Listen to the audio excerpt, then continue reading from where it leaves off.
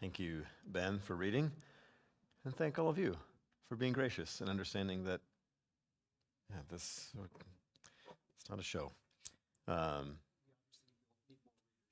yeah, yeah. If you think you can do better than that, that's how low the bar is. So if you're out there and you're like, I could do that, well, okay, then talk to Katie, and you're up next week. Um, you can? I'd love for you to read, Ollie. That'd be awesome. Yeah, for sure, for sure.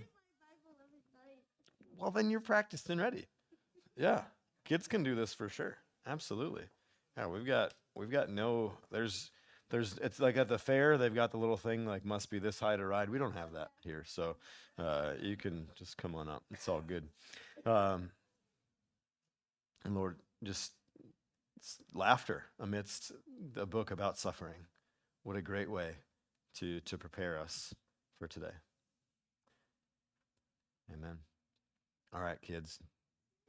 Thanks for hanging with us so far this morning. You can follow Winston and Henry and Ollie and Solomon out that way with Ben and Elsie and Willa and Francis and Ava and Lily and Margaret and George and who else we got? Oh, and Alice. And if you'd heal her leg quickly, that would be most excellent. And yeah, Job. Everybody's favorite nighttime reading. At the center of Job, and kind of what we often bring to Job is this question of why, right?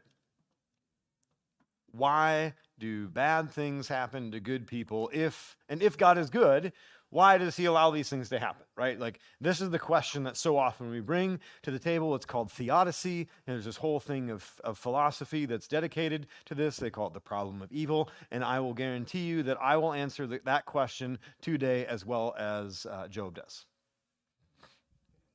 in the matter that Job does. And the hope is that by the end of it, we aren't thinking so much in terms of why do these things happen, but what is God doing about it? Because we live outside of Eden, and we live outside the city. When we think, okay, so I just got to be a little bit nerdy for a moment, and then I'll try to stop. Yeah, no promises. So the book of Job is, we're doing it now, and you'll notice that, I mean, if we're doing the casket empty arc, right?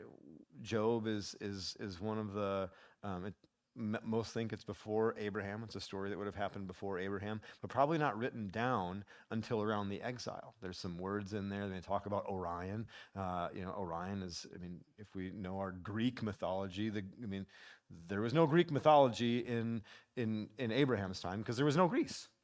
And so there's just some kind of basic things where there's this story and it's written down as a play and to help us to think. And why would you wait until around the time of the Greek Empire to write down such a story? Because you've been in exile. And you need to remember that God's position toward you and what God is doing in the midst of suffering when you as a people are suffering. And so I think when we read it chronologically, you come out of, if you read Genesis 1 through 11 and then you read Job and then you read the rest of Scripture, that gives you a lens and a focus, I think, that can be wildly helpful. And as some of you have done the readings and you've participated in this, and that's been some of the feedback that we've received is like, yeah, all of a sudden, like, things are going well and then they aren't going well, and then there's this flood thing, and then boom, there's this Job guy, and then once you read the scriptures after you read Job, you're like, well, yeah, gosh, that brings some clarity. So just as we're coming into it, what are some of the questions that you have about Job? What gives you, like, as you listen to what Benjamin said, both from the Psalms and from Job, what sticks out? What strikes you?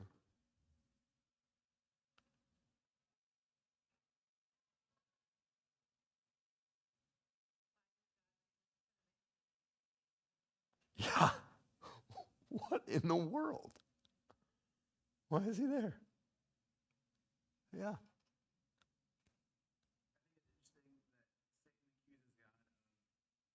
Job loves you because you haven't touched him, but then God doesn't touch him. He says, okay, you do it, but God's not the one who is inflicting it.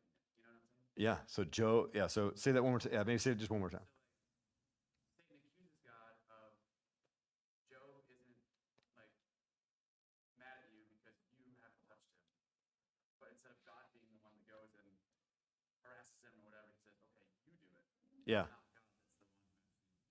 Yeah. So Satan accuses God of blessing Job and thinking that Job is upright because Job has got everything that he wants, or that God hasn't done anything bad to Job, and then he says, "Well, I'm not going to do anything bad to him, but you can." So, yeah. Yeah, why is the devil there? Why is the devil there? Why is the Lord and the Satan holding court with one another? Why is that even? Yeah. Yeah, and who are the sons of God? Yeah. Yep. That's a weird one. Why? Yeah, who are the sons of God and why? And if they're holding court, and if that's us or if that's somebody else, yep.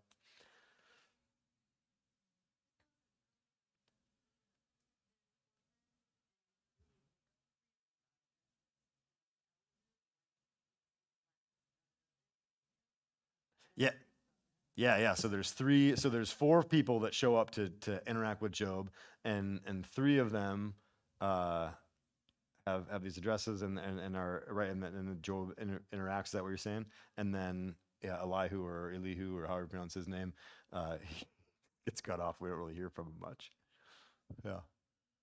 We'll talk more about him in a little bit. He's one of my favorite characters. Yeah, and so it, but it irks at us, right? Like this why?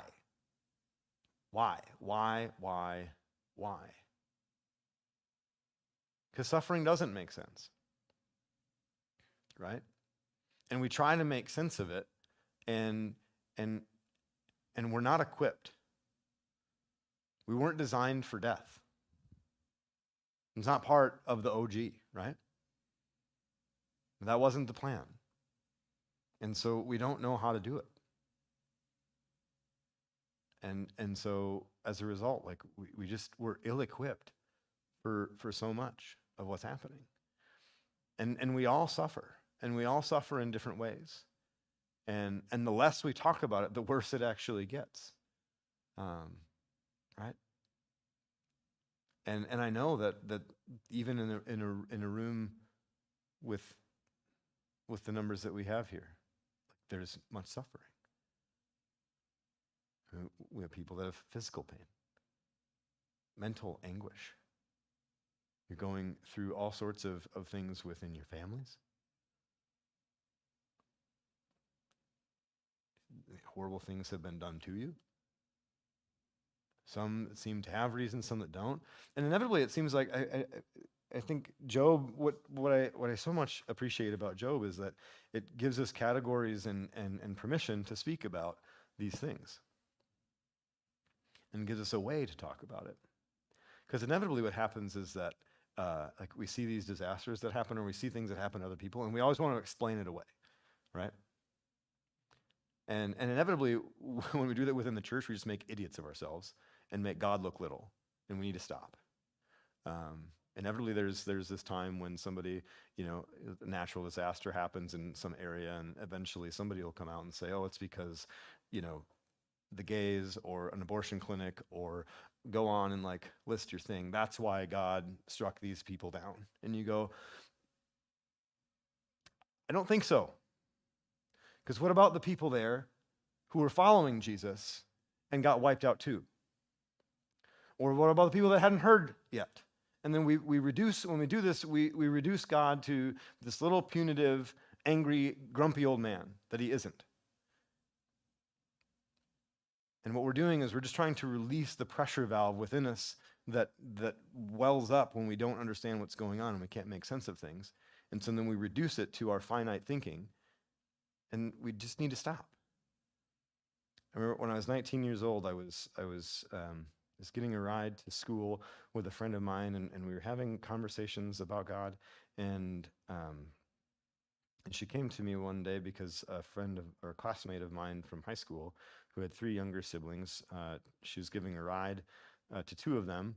They were going down the freeway, and for reasons unknown, their car went from the right lane, across the left lane, across the median, into oncoming traffic, and collided with another vehicle at freeway speed. Everybody died immediately. And so my friend went to the funeral, where the person presiding over the funeral, there's always those crappy answers where it's like, oh, God needed another angel, or oh, there's this, or like, how do you respond to that?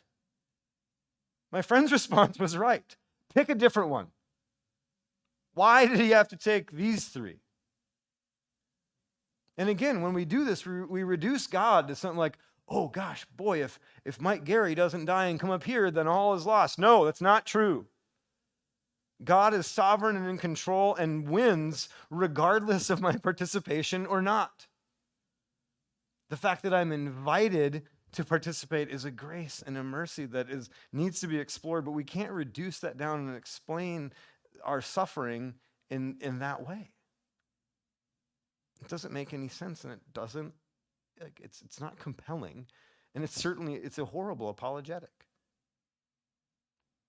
Like, why in the world would somebody who doesn't believe in God follow a God who's just like picking, or with me, is that making sense? Like, God's so much bigger. And that's what's so great about Job, is he says, look, the world is full of suffering, and it's horrible, and it's really bad. And I'm with you.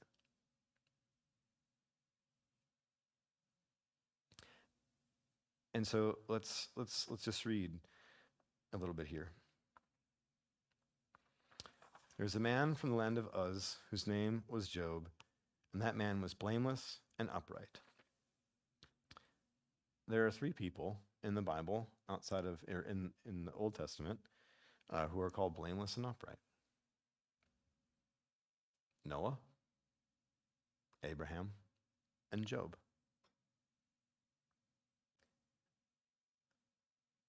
Noah, Abraham, Job. The first 2, fairly significant. Noah kind of helps hit the reset button on creation, right? Abraham, the one through whom land and blessing will come, and an everlasting generation, a set apart people. Okay, so we already see that Job's in a pretty cool class, and so that should cue us up as readers to go, if redemption came through. We see this great redemptive story through Noah, and we see this great redemptive story through Abraham. By the time we've gotten to Job in wisdom literature, if we're reading the Bible left to right, that should cue us up to go, wait a minute. What's going on here? Let's keep paying attention. One who feared God, so he's a religious guy, and turned away from evil. So not only is he a religious guy, he's actually a religious guy who tries to walk it out. And he tries to do the right thing, and often he does. And as a result, he's got sons and daughters and lots of sheep and camels and oxen and donkeys and servants and whatever else. And so on all metrics of the world throughout time, everyone's like, man, you got kids and you got stuff. You're doing great, right? Because throughout time, those are some of the metrics and some of the more common ways that we've measured wealth and success. Do you have a lot of material goods? And are you connected relationally? And have you been blessed by many, many children? And especially in the ancient Near East, that would have been a big thing. And then, as we said, and all of a sudden, Satan shows up and is like, hey, let's test him. And Yahweh says, I got faith in my boy. Go ahead. Because what's going on here? Satan is thinking, because he doesn't think well, if I can trick one of them. So I already got the 2 the one time. If I can trick this guy, who seems to be the apex here, if I can trick him into thinking that I'm right and God's wrong, and I can get him to doubt God, then others may follow along. And he does this, and this is what happens to Satan's plans. In all this, Job did not sin or charge God with wrong. So after all these things had taken away from him, verse 122, it says, in all this, Job did not sin or charge God with wrong. He maintains his integrity. He doesn't get mad at God. In the midst of our suffering, at whom are we upset? On whom do we place blame? So then he says, well, you took that, but what if you attack his health? So then he goes after his health. And then Job is like, man, this is not awesome. And then his three friends show up. And I think this is one of my favorite scenes in the scriptures. I just love this. His three friends show up and they bring along Junior and they show up and they shiva. So not shiv, right? Shiv is what you do when you don't do what they're about to do. Shiva gives space.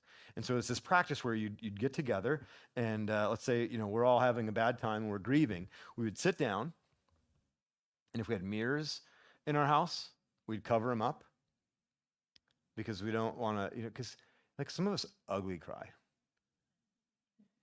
In my family, on my mom's side, there's one person at every funeral that just loses it. And at my uncle's funeral, it was me. It was just like, I could not stop crying and I went through, like my aunt, the widow, is handing me Kleenex. And I'm like, oh my gosh, I can't believe, like, what do I look like? Unfortunately, there weren't mirrors in there, and so I didn't have to worry about that for very long. And so they cover the mirrors so that you weren't worried about your vanity and how gross you looked. And then it also allowed for inward reflection. Because we're not looking at outward reflection, it's time for inward reflection. And they'd unlock the doors. Because if we're all mourning in here, right? Like, we don't need to be worried about someone ringing the door or like knocking at the door, ringing the doorbell. Just come on in. Because when you're mourning, you don't want more words, you want more presence. And so you want as many people around you as you can get. And so don't lock the doors. Just let the people in. And then they would have a book of condolence. And so, like, if you go to a funeral now and you have a guest book, that's where that came from. And it was so that people could remember, because when you're grieving and when you're in the midst of suffering, you're fairly turned inward, and you don't always remember who is there. And so it's nice to have somebody just to it gave a space for people to write down words, because we do want to say words and we want to say encouraging things, but sometimes in that moment, it's not the time to say that. And it may be wise, so you can put that wisdom somewhere where they could read it later at a time that it was appropriate and they were ready to receive it, and at a pace at which they're ready to receive it. Because, the collective wisdom of this room would even be overwhelming for somebody to just come in, right? And so Job has these three friends, and they come and they sit down, and they're silent for a week. Like, just think about that.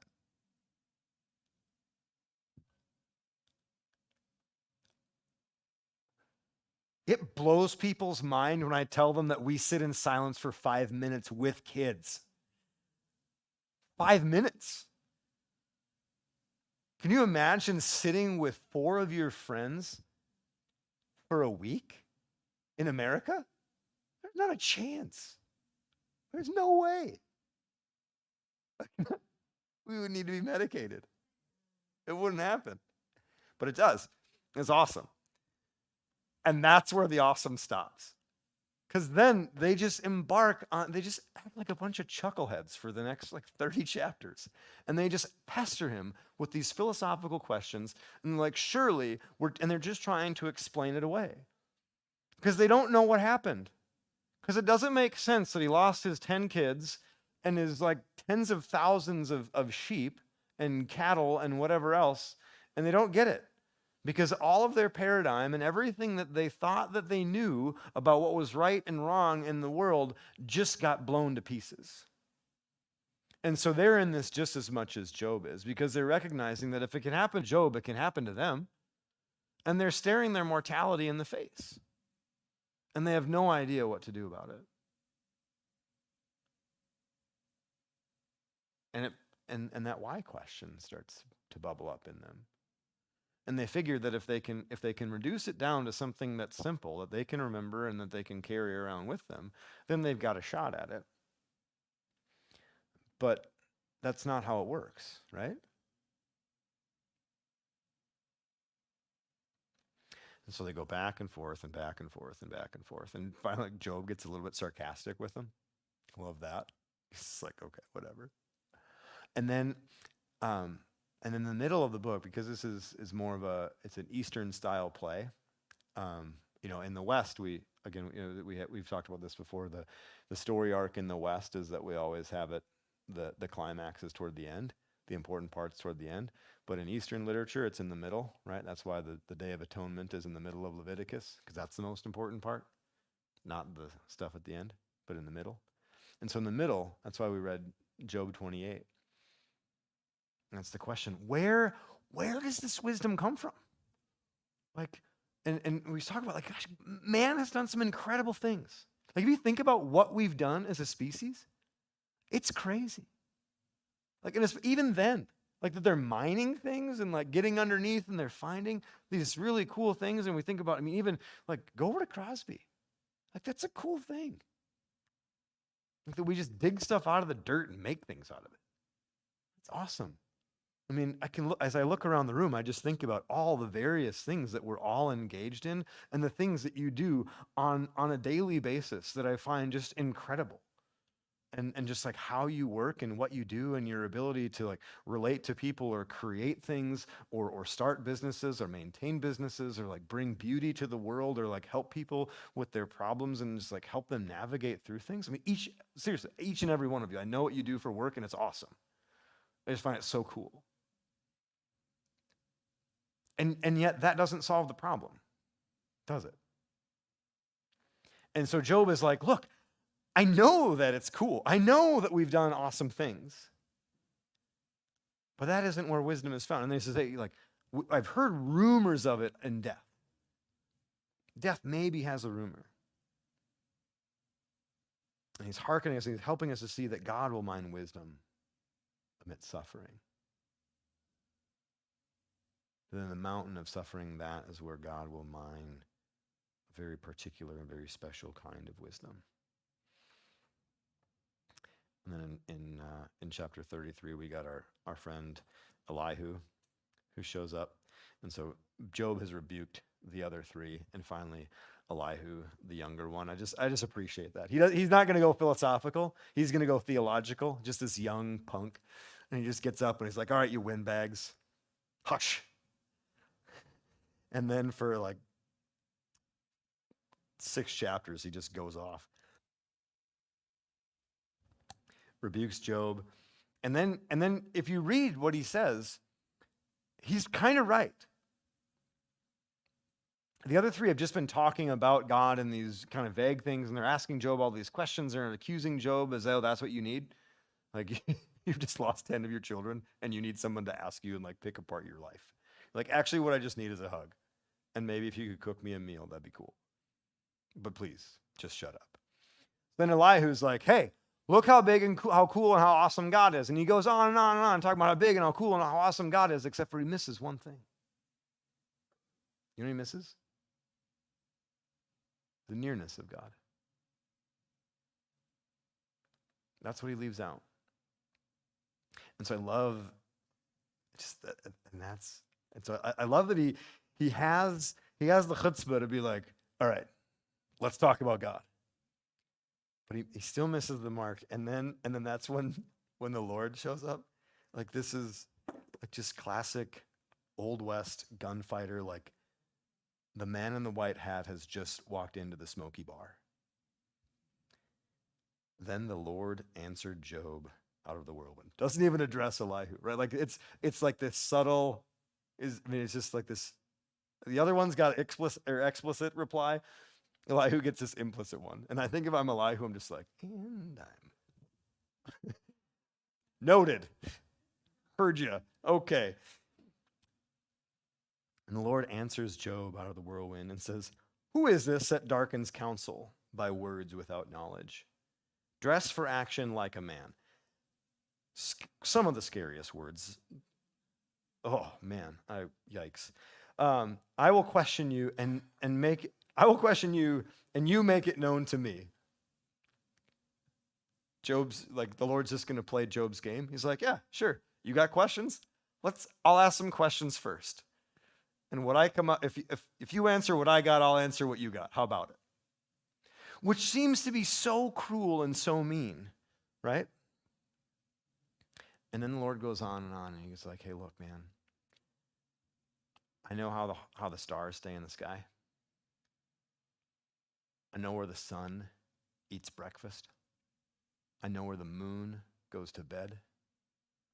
I know the way of the scariest and wildest creatures out there. I've walked the greatest depths of the ocean.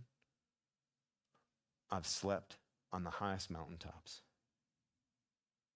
I've ridden on the wind that blows through the trees. And I've basked in the warmth of the sun.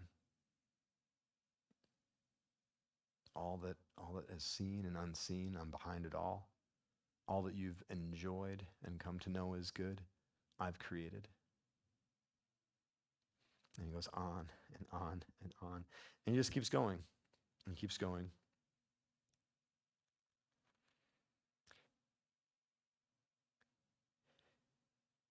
And notice that and let's listen to Job's reply. And what is it that satisfies Job?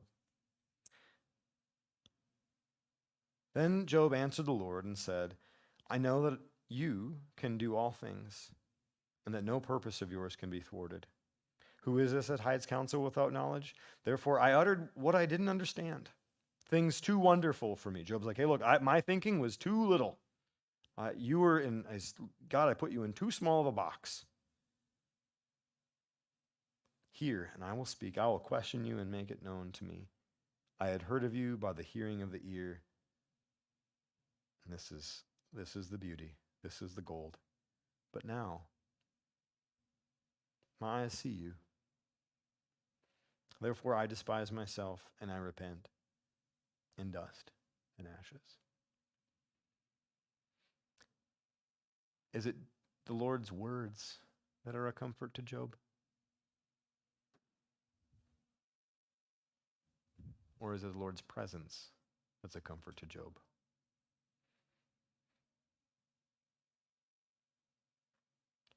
Because, man, there's just something about being in the presence of the one who has created the highest of mountains and the lowest of seas, who's invented the wind, the sun, the moon, and the stars, who has created all that is seen and unseen.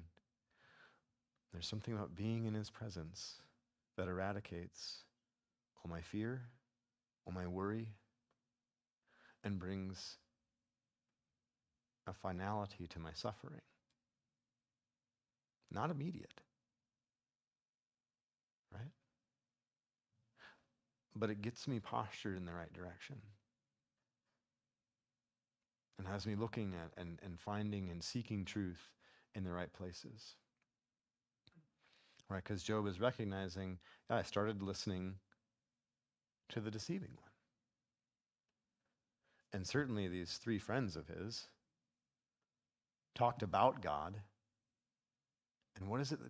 And then the Lord says to Job, he says to the friends, I love his reply to the three friends. Like Elihu, we don't even know what happens to Elihu. You're like, I don't know. He says to the three friends, offer sacrifice and Job will bless you. And Job blesses them. And why is it that Job blesses him? Is it because he's been through suffering? No. It's because he came to God. In the midst of his pain, in the midst of his suffering, he didn't talk about God. He didn't theoretically theologize about God. He didn't try to reduce God. He didn't try to reduce the situation. He didn't try to downplay it. He didn't try to look for an explanation. He just came to God and said, would you please show up and help me understand this? And some of the stuff that he brings to God is, it would not pass theology class. It would get you kicked out of some churches. Like he's not thinking in line with this at all. Because suffering does that. It messes with us. And it's supposed to. But what he does is he does the truest thing that he can do. He avails himself to God and just says, I got no clue. But I shut my mouth and I stand before you. And it's your presence that is my comfort. It doesn't. And in this tension that we live in, this world that we live in, it's not immediate, right? I mean, I know your stories. I know that many of you are suffering right now. That Job is very real, is a true existence for you. And it brings a lot of questions.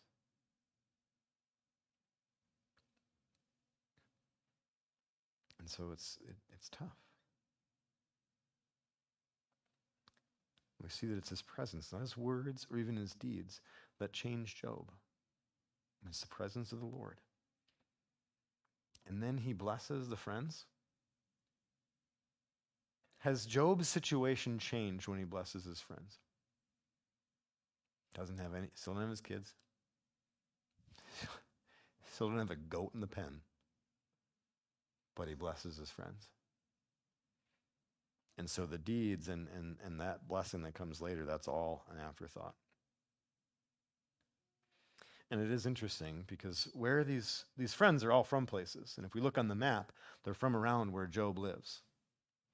And so we see a blessed and a righteous person bringing redemption to the nations around them through suffering. A blessed, righteous person bringing redemption and blessing to the nations around them through suffering. Any of my New Testament friends, does this sound familiar to you? A blessed and righteous one who brings redemption and blessing to the nations through suffering. Does this remind us of someone? Jesus. Yeah. And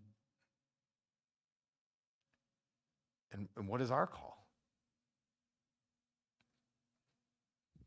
To be a blessing to the nations, right? Will it come at a cost? Yeah. Will we have to suffer? John 15 says, yeah, it's going to happen. Jesus is like, hey, they crucified me. Don't expect them to roll out the red carpet for you. If they do, neat, but don't expect it. It's going to be a bit of a slog, and it's going to be Hassle City, but I'm with you. I dwell within you. I'm with you the whole time. And so we see that redemption always wins. That Yahweh is blessed and righteous suffer for the redemption of all the nations. And so that is the gospel in Job. Satan is looking for people to believe a lie, and we are looking for people to maintain integrity. And we see that in the midst of that Jesus maintains his integrity. While we question what's going on within Job, and we go, man, why is Satan here? We cheer in Matthew 4 when God's like, yeah, you and Satan, you're going to go out in the wilderness, right? And you're going to spend that time out there, and they duke it out. And I just wonder, like, what is the fuel to Jesus' fire in the midst of that? And I got to wonder, one, just that secure attachment that he has to the Father, and then also just knowing that the days of the lying are coming to an abrupt end. Because the truth is here, and it isn't something that you can write down and take in your pocket or leave in a book of condolences, but it is a person who is present and with us and who suffers alongside of us, is blessed and righteous, and who brings redemption through his resurrection. And so I've got to imagine that Jesus is just like, oh yeah, let's go to the desert. Let's go back to the wilderness. And let's finish this once and for all. And so when we don't get this, when we don't see this within Job, when we miss out, we continue to see God as small. and we'll avoid God at all costs, and we'll turn up the volume on anything. Sometimes it's even like, oh, let's just turn up my favorite. Like, anybody else done this? I've done this. Like, I just don't really want to deal with what's going on in the world, and so I'm just going to turn on some podcast about Jesus rather than go to Jesus. I'm just going to turn up my Christian music instead of go to the one about whom they're singing about. And I'm not saying that that's intrinsically wrong, right? Like if you're having a bad day and you want to crank your favorite, whatever you're into, green light. Sometimes we just need that space to breathe before we can go to the Lord, but let that be a stepping stone, not the final place. Let's not be like the three friends. Let's be like Job. Let's go to the Lord. So when we do this, we have a big view of God, and it brings us into the presence of Jesus. And what I love is that we're able to just listen. And in the midst of suffering, here's the cool thing. You don't have to be Google for God. Okay? You don't have to be Google for God. When bad things happen, you don't have to be Google for God. Google gives all sorts of answers. Google cannot put its hand on someone. Google cannot move closer to someone.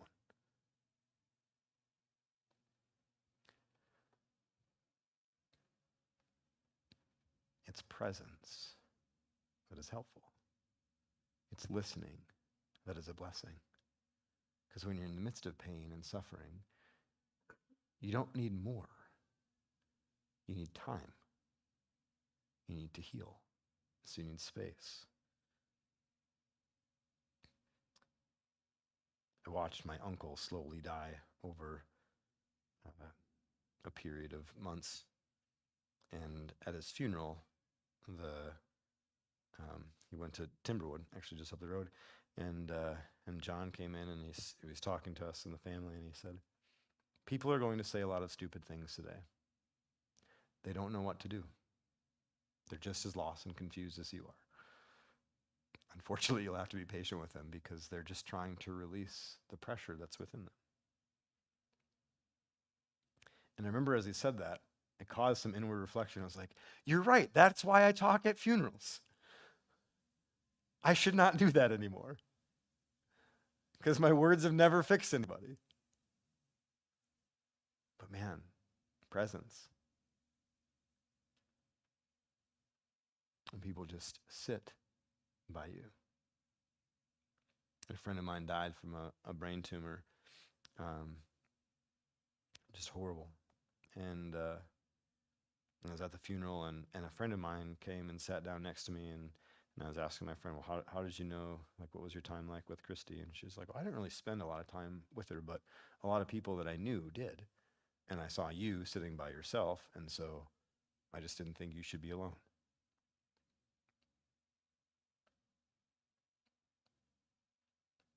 That was good theology. That's what resurrection looks like. There's no reason to explain it away. You couldn't. Our friend was dead, and that sucked. It still does.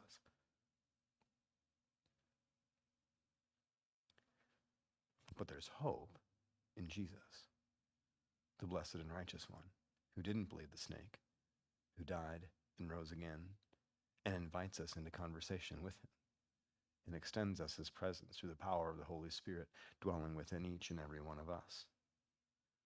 And so we get to be a people who listen and who are patient and who offer others the ability to grieve and don't try to reduce suffering down to something that can just pass like a meal. But it's something that is endured, and it's something that shapes all of us. And so that's what's beautiful about Job. It invites us to have a bigger view of God. And so as we think about this, how big is your view of God? And how has it changed over the years? How have you yourself suffered? With whom have you suffered? What was helpful? What was harmful? Maybe if you recognize that you've been harmful, you can go ask for forgiveness. That's the cool thing. And what does it start to look like if we as a community start to listen well in the midst of grieving? Stop trying to explain everything away and listen. And how does Jesus' redemption inform the suffering you see in the world around you? How does the fact that he is built in from the very beginning, blessed and righteous, to redeem the nations, how can we then offer hope? What does it look like to pray and to live in light of resurrection? To bring that redemptive hope to a world who so desperately needs it. So may we be a people who remember, who remind, and who rejoice. Let's remember the blessed and the righteous has suffered, and all the nations are being redeemed. Let's remind others of the importance of presence and rejoice of the eternal presence of Jesus. That as we sung earlier, that we serve a God who bends to bless us, who is not far, but who is very, very near.